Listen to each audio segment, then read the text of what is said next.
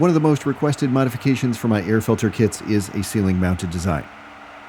After watching a few stressful install videos on the Jet AFS 1000, I was sure that I wanted to make installation easy. With the same set of mounts, you can attach it to a wall with the fan blowing in the up or down direction. A horizontal wall mount is also an option.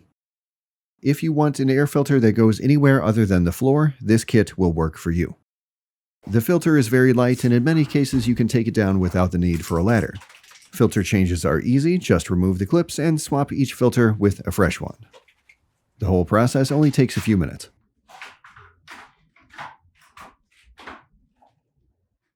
I won't get into performance much today, that will be covered in an upcoming video. The need-to-know information is that there are two types of fan to choose from. This 12-inch AC Infinity Cloudlift wall fan will give you about 1100 CFM of airflow. It also has a 10-speed wireless remote. On low, it's virtually silent, and on high, it's a lot more quiet than all the fans I've tested. The other fan option is an inline fan. These can be attached to the ceiling. You will simply run a duct from the fan to the filter. In this case, a duct flange will be needed for the filter box. Ducting allows you to attach large carbon filters to the end of the duct to reduce VOCs or smells and trace gases in your environment. This AC Infinity Cloudline fan can also be installed directly into the filter box. It comes with a 10-speed controller and a 10-foot cord. The first few speeds are nice and quiet, but at its highest speed, 730 CFM, it is uncomfortably loud if it is not attached to a duct. This Caterpillar drum fan is one of my favorite fans for DIY filters, but I decided not to make it part of this kit because it's a bit too large.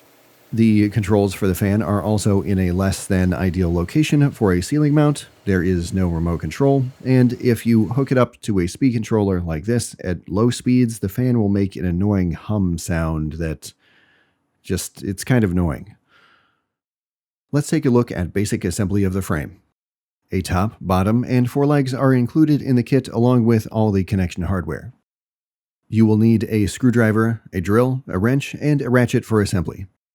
The arrows on the stickers will indicate which side to put the screws into. When I filmed this, I was still working out the details on this design, so disregard the sticker direction that you see here. First, attach the legs with the 4 black screws. The arrows on the stickers will point towards the correct side for these. Be sure that the plastic part of the leg sits in between the foam strips on the top and bottom of the frame. The foam strip should not be crushed by the leg.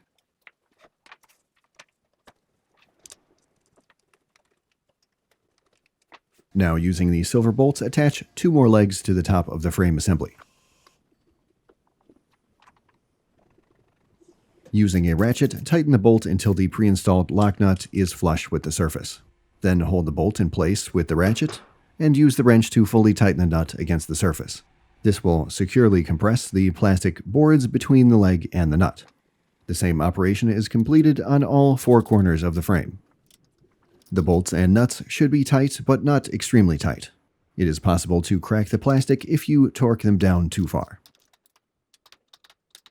Next up is installation of the 2 handles using these pre-drilled holes. First step is adding 2 screws to the end of the board. Don't over-tighten these because the plastic can strip.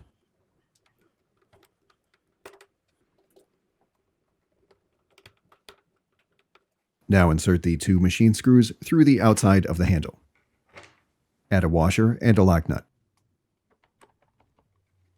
Then tighten them using a wrench or a ratchet. A Phillips screwdriver is used on the other side to hold the screw in place.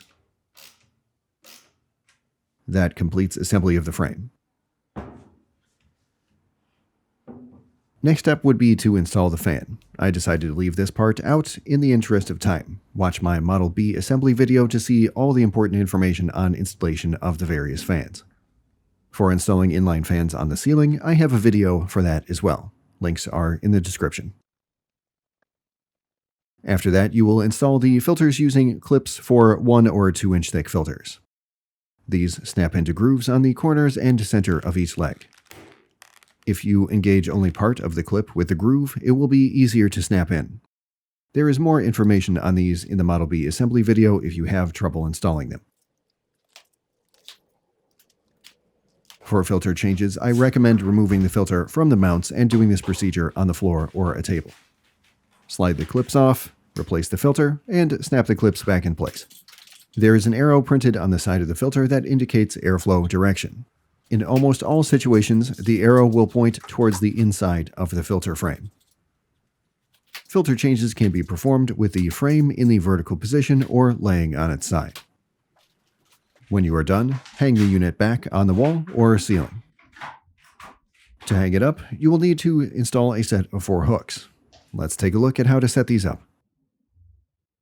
There is a left and a right hook, or a top and a bottom, whichever applies to your situation. A slot in the hook is where the locking pin is inserted. Snap it into place and push on the reverse side to release it. The hooks will need to be mounted into a wall stud or ceiling joist. The hooks will probably not align perfectly with where you want to mount them. So to make this process easy, you should use a few pieces of scrap wood or some square dowels from the hardware store. They don't have to be particularly robust, the air filter is not heavy. Some 1/2-inch plywood scrap is also a perfectly reasonable choice for creating a mounting surface. I would probably not rely on drywall anchors to secure the filter, but it might work if they are designed for heavy loads. I had this mounting assembly set up for a 25-inch long filter frame. I will be adjusting it to work with this 30-inch long filter frame. There are a few things to keep in mind.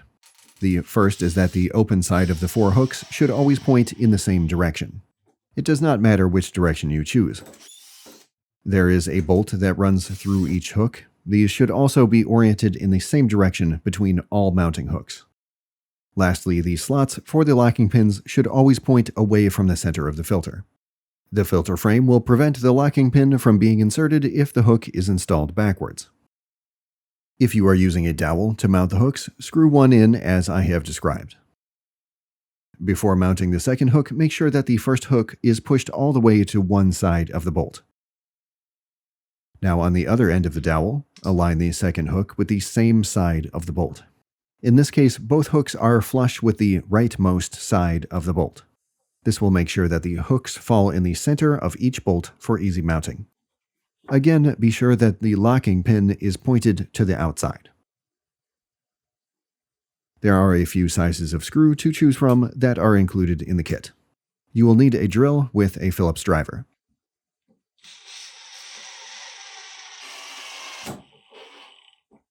Now you can test fit the whole assembly. This is how it should look.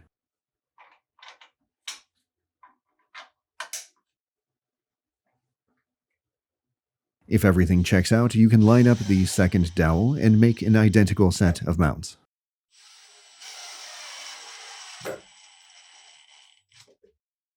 It's a good idea to pre-drill a few holes for the screws that will attach the dowel to the ceiling. Make sure that at least 1/2 inch of the screw goes into the joists. More is better. If the room is finished with drywall, at least 1 inch of the screw needs to go through the drywall into the ceiling joists. If you are installing the filter like this, the dowel should be perpendicular to the joists or wall studs.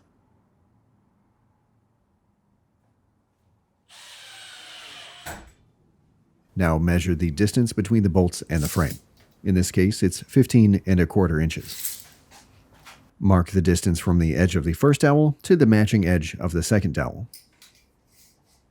There is some tolerance in the design so that if you are a little off in any direction, it's not a big deal. Now you can hang the filter. The hooks are smooth and the bolts should slide along the surface into place. This may take a little getting used to.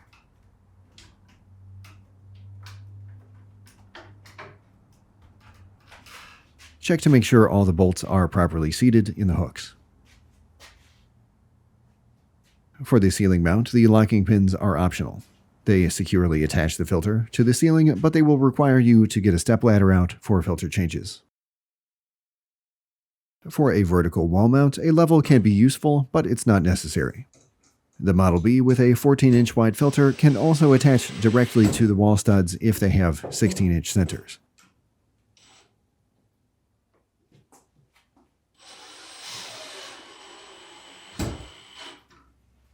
Flipping all of the hooks to one side can help ease installation, especially for larger models.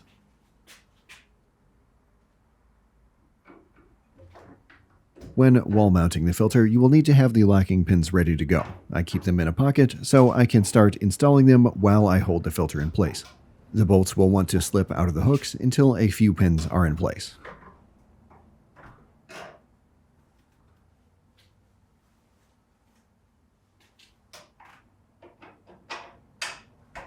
Here's a close-up. Again, 2 pieces of scrap wood like this can be used in place of the dowels in some mounting configurations. Now for a horizontal wall mount. In this case, the open side of the hooks will face upwards.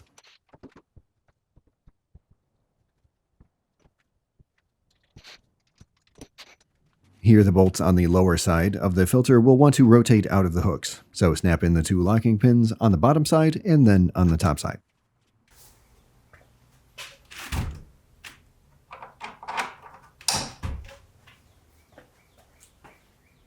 If the pins are hard to remove, you can use a slot screwdriver to pop them out.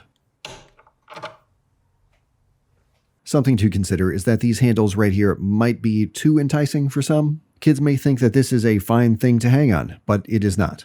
The handles are only designed to support the weight of the filter, and if someone were to hang on it, the whole filter could be ripped off the wall. So if you have small children around your work area, this may not be an ideal mounting location. Once the filter is mounted, you can run the power cords. Both of the recommended fans have 10-foot long cords. A wired remote for the AC Infinity Inline Fan also has a 10-foot cord. The Cloudlift wall fan has a wireless remote. The wireless receiver for the remote needs to be mounted on either the inside of the frame or to a location that stays fairly clean. The only reason why you would want to mount it outside the frame is if you choose to run the fan pointed into the filter box. This allows dust to build up on the inside of the device rather than the outside. That is a nice feature, but there is one significant issue with this. Due to the airflow characteristics of this particular fan, the flow of air actually reverses in this area closest to the fan. Air is actually going into the filter when it should be coming out of the filter. When the fan is pointed outwards from the filter box, air flows exclusively in the correct direction. This keeps performance at 1100 cubic feet per minute versus only about 700 CFM when the fan is pointed into the filter box. Long story short, this is the reason why I only really recommend pointing this fan outward in the pull configuration. I think my favorite fan for this 2-car garage is the 12-inch AC Infinity Cloudlift. It produces a lot of air movement and is really quiet compared to most fans. When I first turned it on, I could see that it was already kicking up some settled dust and bringing it back to the filters. That's about it for this video. I'd love to hear what you think about this design. If I left something out, do let me know in the comments. If you think this design might be right for you, check out this kit and the others at my shop. Links are in the description. Thanks for watching, everybody.